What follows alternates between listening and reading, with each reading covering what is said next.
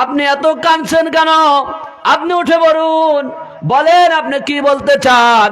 সেই দিন আমার আপনার নবী উঠে বলবেন, আল্লাহ রাব্বুল আলামিন, আমার উম্মতেরা বড় গুনাহগার, আজকে আমার উম্মতদের জান্নাতে না দেওয়া পর্যন্ত আমি মুহাম্মদ রাসূলুল্লাহ জান্নাতে যাব না। জোরে জোরে বলেন সুবহানাল্লাহ।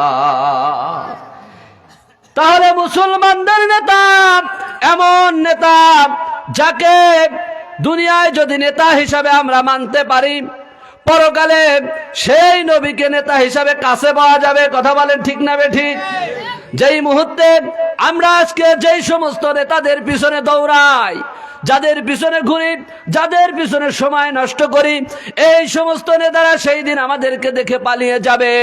সেই দিন তারা আনফসি আনফসি করতে থাকবে, কিন্তু নবীজি মুহাম্মদুর